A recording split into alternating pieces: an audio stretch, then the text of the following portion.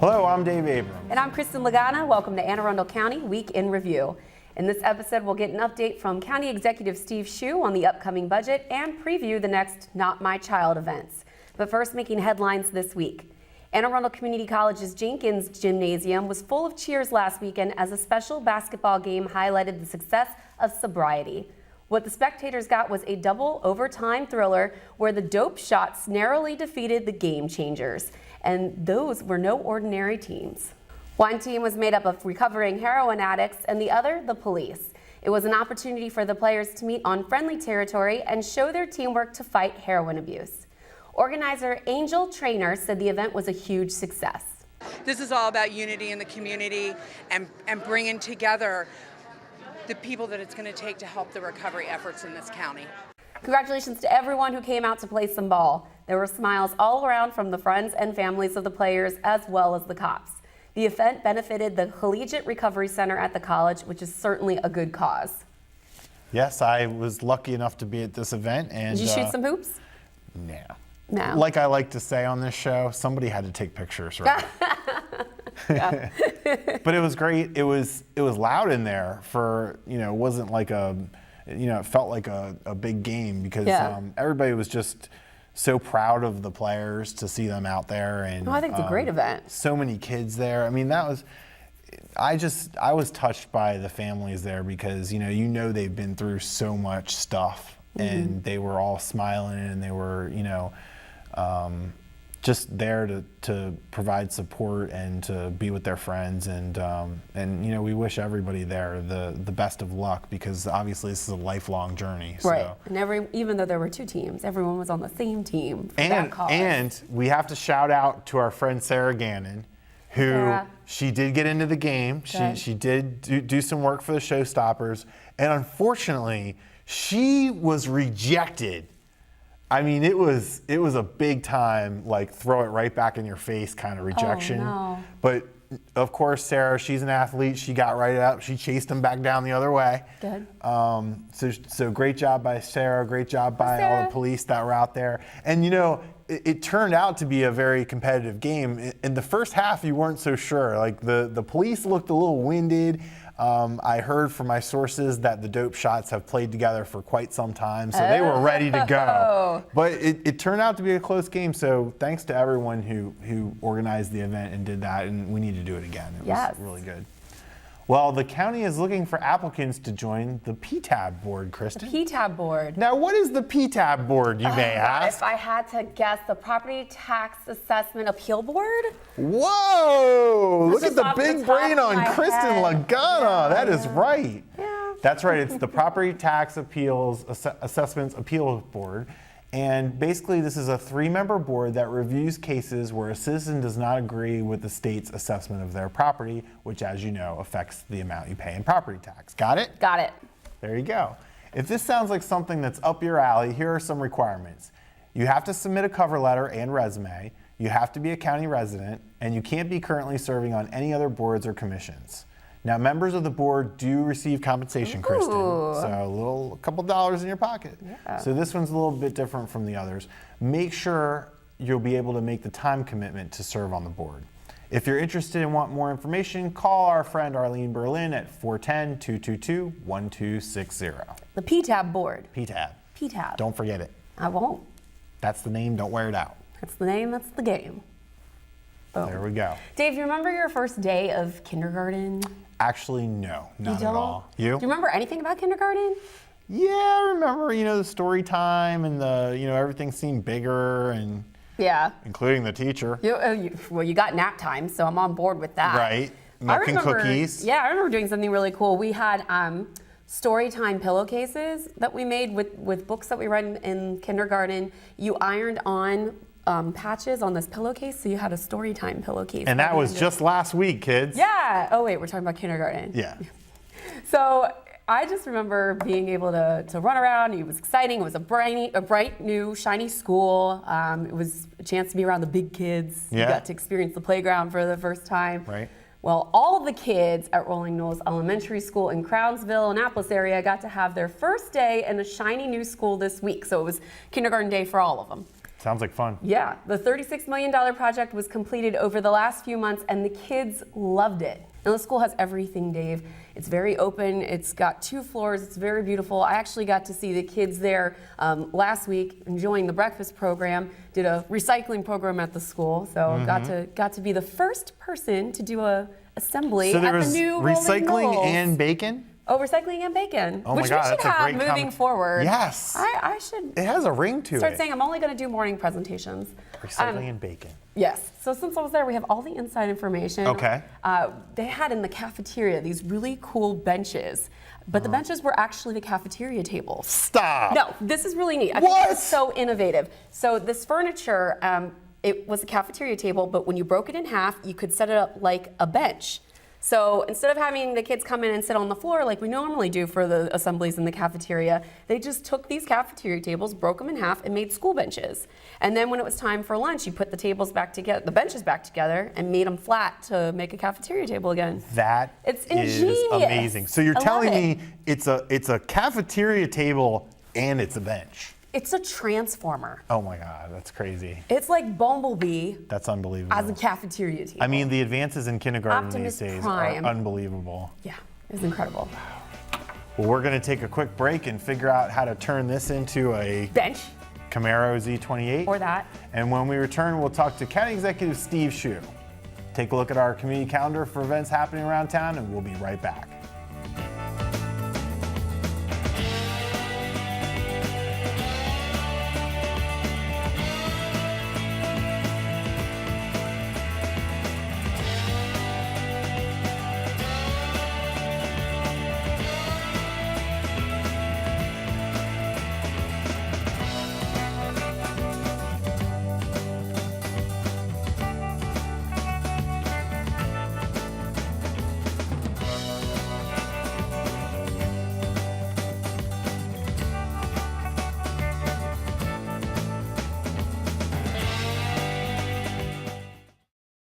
Hey, I'm Tyler Perry.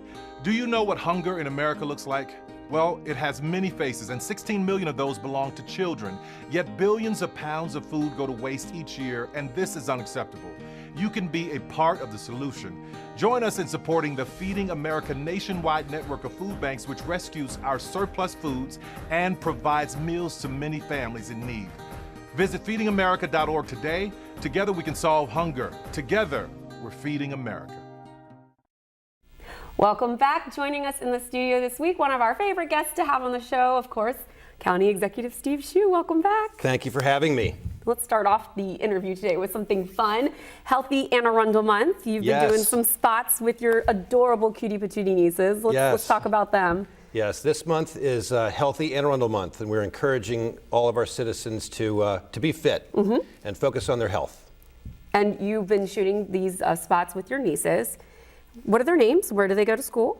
Allison and Katie. Allison just recently graduated from college and is on her way to a master's program to become a nurse practitioner. Oh, that's amazing. She'll be studying in Tennessee. She's very excited about that. Great school. And Katie's a junior in high school, so she's going to start thinking about college next year. All right. Very proud of them. And it looked like you guys had so much fun shooting these. These, of course, were done on the track. You guys had jump rope contest. You had a jumping contest. So it just looked like a lot of fun. It was a lot of fun. They pretty much beat me at everything, but that's the way it goes. They use their superpowers most of the time. That's the cliffhanger, though. Will Steve be able to win? Can Steve beat them? I believe. We don't know I the believe. answer. We don't know. We We don't don't know. Any But, tips you want to share with anybody out there about things you do to keep healthy? Well, one of the things I think that should have come out of those videos is that it's easy to be fit. It doesn't have to be miserable and it doesn't have to be hard. But you have to work at it a little bit. It can be taking a walk, it can be doing jumping jacks and push-ups, taking the stairs from time to time, that sort of thing. And of course, it's about eating right, watching your portions and eating the right foods. And as we all know, obesity is closely associated with a lot of medical problems like strokes and heart attacks and other ailments that can be avoided just by staying healthy and being fit. Yeah, so make sure that you guys out there are participating in Healthy Anne Arundel Month and that you're sending in those healthy selfies. Gotta send in a healthy selfie and win a prize. Yeah. Yes. Let's get down to serious matters here. You have about 2 weeks left until you propose your second budget Yes. to the county council. Tell us a little bit about what's going on behind the scenes right now, and you know how is your day involved the budget process? Well, the budget process is a very lengthy one. It begins in January with estimates about revenue, how much money we will have to work with. And then over the course of February, March, and into April, we meet individually with each and every department and office and receive their budget requests and discuss their priorities and their programs and which ones are working, which ones aren't. And then in the course of the past couple of weeks, we've been going through all those budget requests and fulfilling the ones we can, and unfortunately not fulfilling the ones we can't. There just is not enough money to meet everyone's wish list, of course. It's just like a household. We can't do everything everyone wants to. But we do the best we can to fulfill the most important priorities throughout county government and in the Board of Education. And I think that this budget is going to be pretty well received. I'm happy with how it's coming together. So can you give us any scoops on what's going to be in it? Are there going to be any new taxes, anything like that? Well, the budget is still very fluid. It won't be finalized till literally a day or two before it's presented to the county council in the beginning of May. But there are a few parameters that will not be violated under any circumstances. One of them is taxes. We will not be increasing any taxes. The fundamental objective of this administration with respect to fiscal policy is that we reduce taxes and fees wherever possible. We will also be certain that this budget is absolutely balanced. It will be the first perfectly balanced budget in many years in Anne Arundel County. That's a very high priority for us. We also are going to continue in our efforts to improve public safety because of the challenges we face from drugs and also gangs, and that does require significant investment to fight back, and we aim to do that. We're also looking very hard to increase compensation throughout county government and at the Board of Ed. Our employees work very, very hard and have had many years of suboptimal pay increases, or none at all in some years during the recession. And so we're trying to implement a series of steady and regular and reasonable and affordable pay increases for all of our valued employees. Good stuff right there. Now, you recently attended a conference that was sponsored by the National Association of Counties. Yes. Tell us a bit about your experience there. It was a very interesting conference. It was held in Washington, D.C. It was attended by elected officials from various levels of government all over the country. County councilmen, mayors, county executives, representatives of every region of the country. And it was all to discuss heroin and opioids. And a couple things that came out of that conference, takeaways for me, included, number one, this problem is everywhere. It is not just Anne Arundel County, it's not just Maryland, it is every single solitary state, county, neighborhood, and town in this entire country. It is an epidemic of vast proportions. Secondly, it's getting worse everywhere, I'm sorry to say. It's not getting better. I think most jurisdictions around the country now have recognized the challenge and are taking some of the actions that we're taking here in Anne Arundel County to aggressively fight back. But right now, we're not winning. We're losing. It's getting worse. More people are dying this year than at any year in the history of this country from heroin. Third, some of the strategies people are attempting are not working. And that was one of the valuable parts of this conference. We were all able to share best practices, what policies and procedures are working and what's not. That will allow us to concentrate scarce resources on the things that are working best.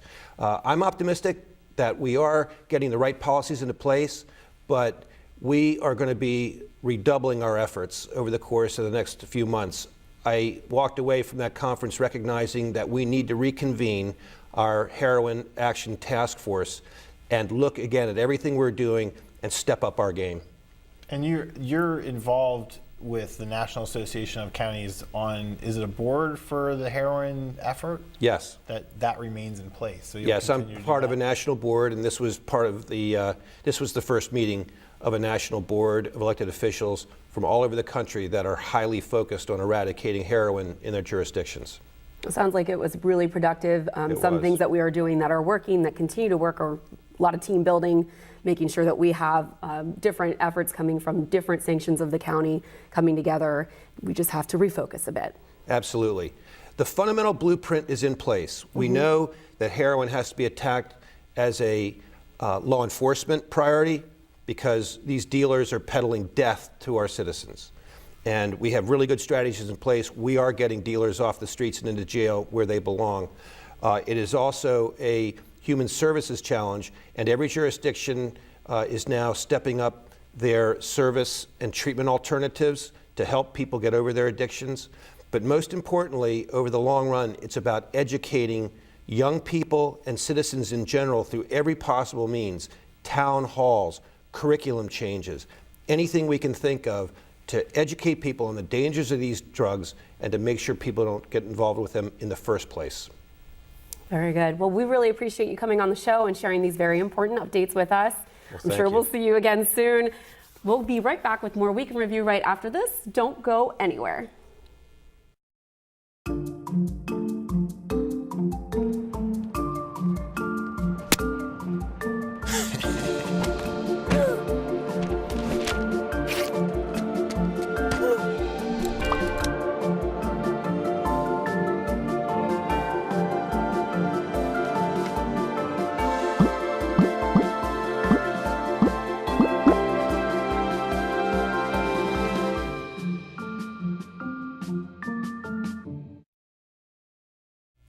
Welcome back. Constituent Services Director Nancy Schrum has been working on the front lines to fight heroin abuse. This week she is with Sandy Smolnicky to talk about how a new Good Samaritan law can help save lives. Nancy? This is Nancy Schrum, Director of Constituent Services for the Office of County Executive Steve Schuh. I'm here this afternoon with Sandra Smolnicky, Prevention Specialist with the Health Department. I would really be pleased, Sandy, if you could share with the audience the Good Samaritan law and how it can be helpful to our families in Anne Arundel County. Okay. Thank you, Nancy, for inviting me. This is a very, very important law that a lot of people don't know about in this county. We did a survey approximately a year ago, and about 61% of people don't know about the Good Samaritan law. And so as a result, State's Attorney Wes Adams and I put together a PowerPoint, and we're trying to get the message out that saving a life is really much better than giving someone a citation for certain crimes that would prevent them from saving a life. For example, the Good Samaritan law essentially provides immunity for certain crimes if you find someone in a alcohol or drug medical emergency and you seek, assist, or provide medical assistance to them. Here are some examples. The people who are most likely to find someone who is in an alcohol or a drug medical emergency are sometimes using the drugs and alcohol themselves.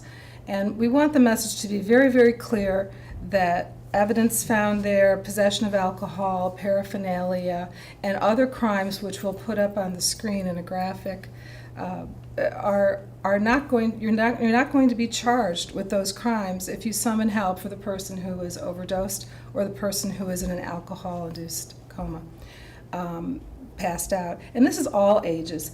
Our children in the schools need to be aware of this as well. Community members, health professionals, parents, grandparents, businesses. Even if you go out to dinner and you walk into the bathroom, you could possibly find someone in a medical emergency. We care about saving that life first, not whether you're going to be charged for having drugs in or around your area.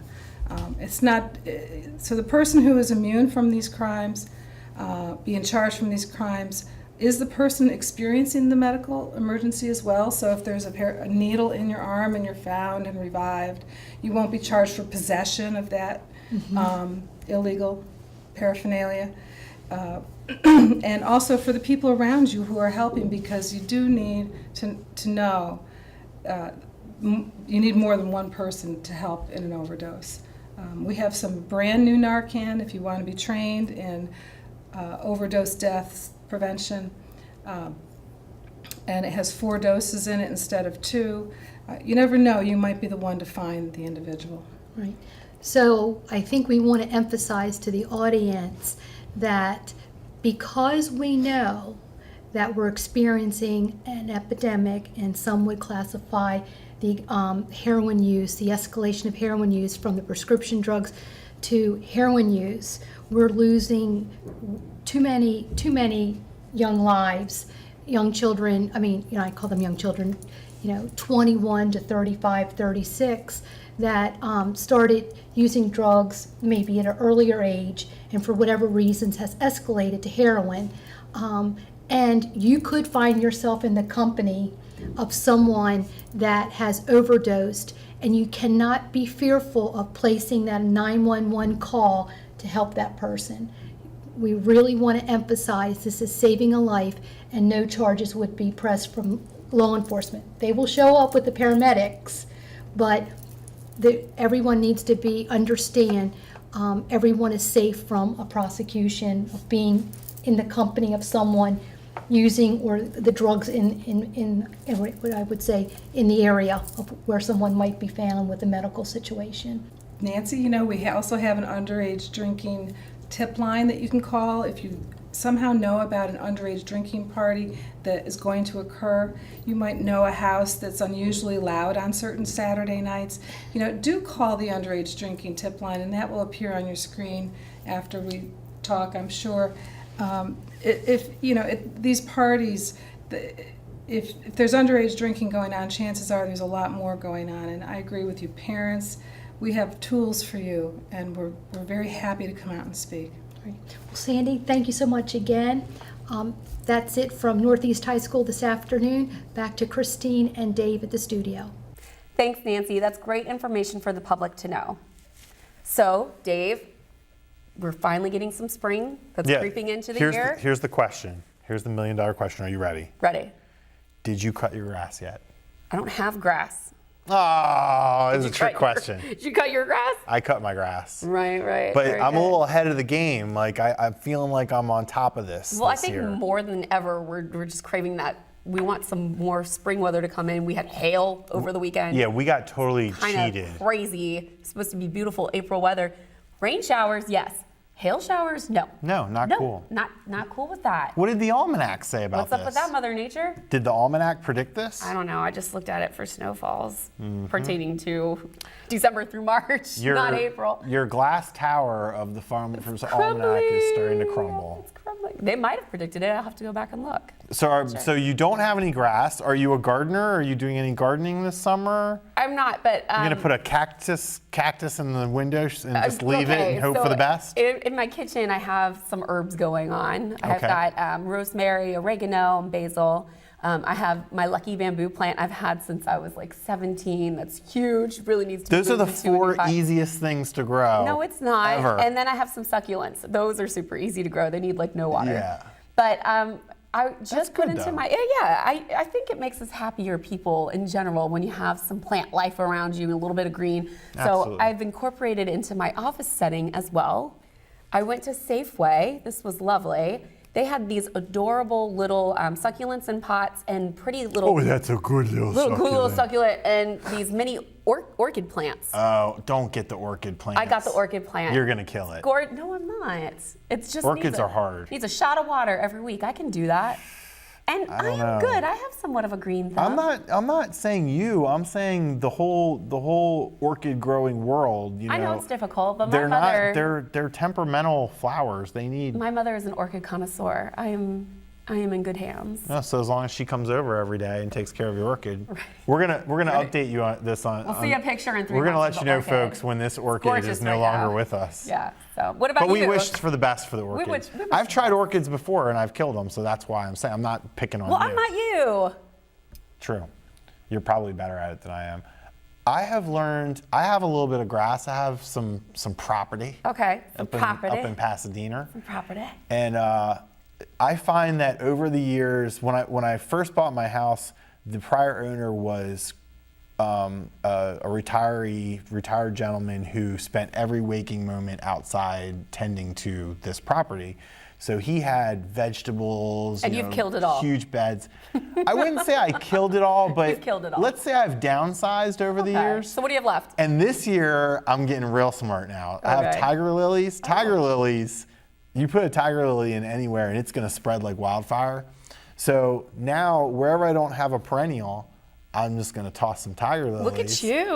Or pansies, because pansies, you get the little 4 thing and you put it in, and by the end of the summer, it takes over like the whole thing. It's really Wow. bright and it doesn't get messed up. Abrams Pro Landscaping. tip right here, folks, Coming in North right County, here. That's how you do 2016. it. Yeah. That's how you do it. Now, hopefully I can deliver. We'll see. I don't know. Well, you'll have to bring some pictures too. I will, and we'll see who lives longer between the pansies and the Orchids. orchids. I think the pansies are going to win.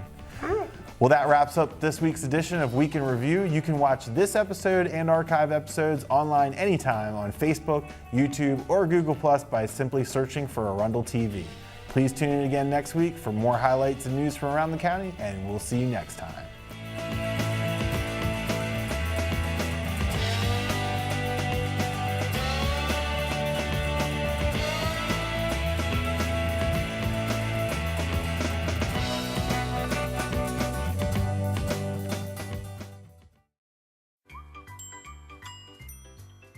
Fancy pants peanut butter? A big screen television? You haven't even bought a sofa yet. A motorcycle? When your father finds out, he's gonna flip his shoes with 2 buckles? What do you even need 2 buckles for? Mr. Big Shot, buying whiskey shots for everybody in the bar. From the looks of it, I'd say nobody even remembers. Feed the pig.